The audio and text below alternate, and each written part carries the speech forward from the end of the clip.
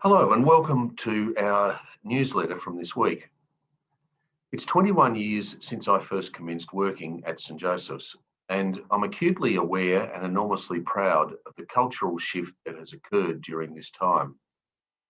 It's most visible in the way the boys treat each other, but also in the way they treat female staff and female students who study on our campus. I think our culture of respect for and respectful treatment of women is quite good here at school, but of course, there's still plenty of room for improvement.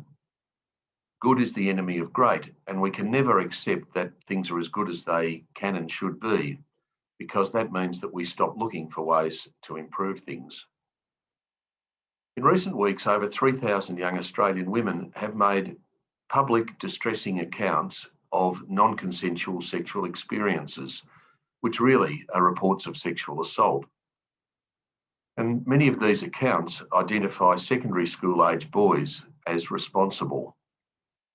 And of course, many, but not all, of these boys attended single-sex schools. Over 23,000 people have signed a petition demanding that in school we do more to educate young men on issues relating to sexual consent.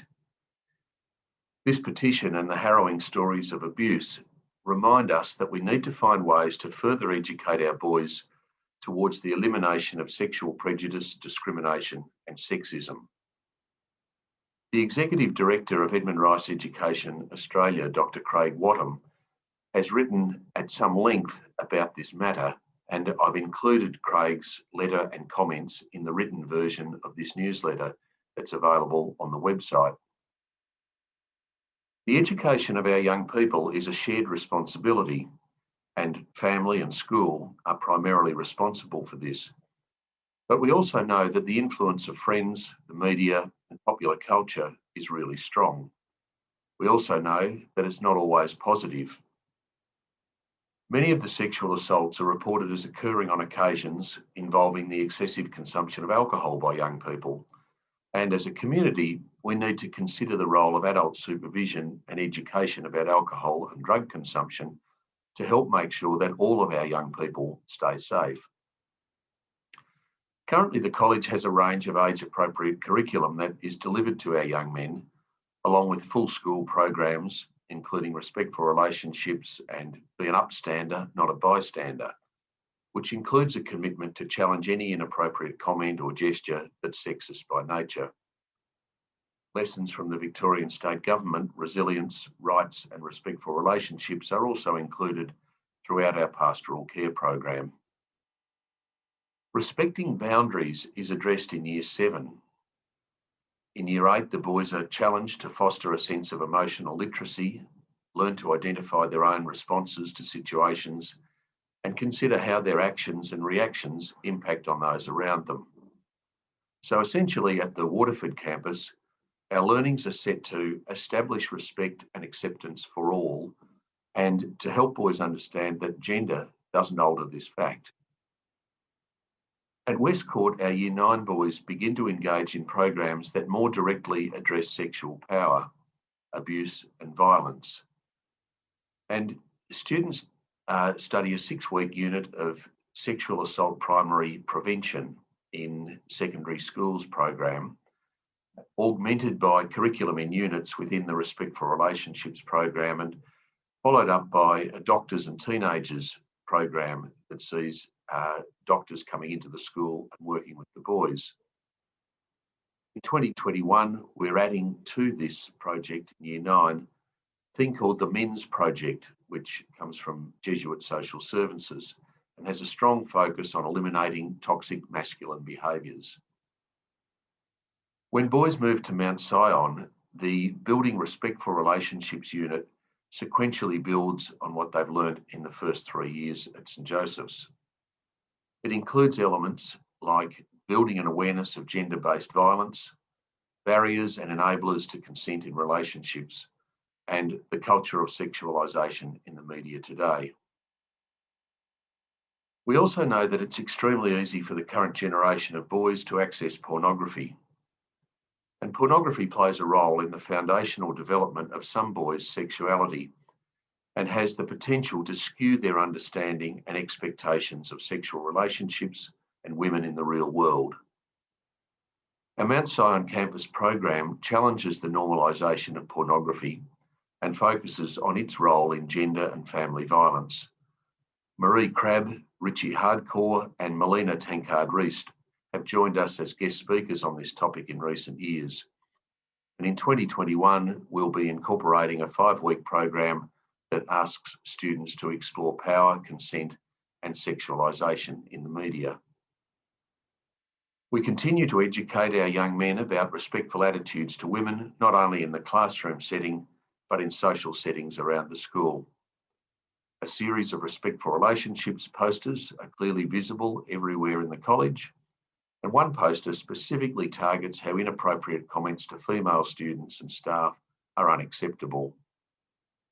And just gender-specific behaviours that demean or undermine staff members are condemned by staff and a growing number of our students as we work to support gender respect and acceptance.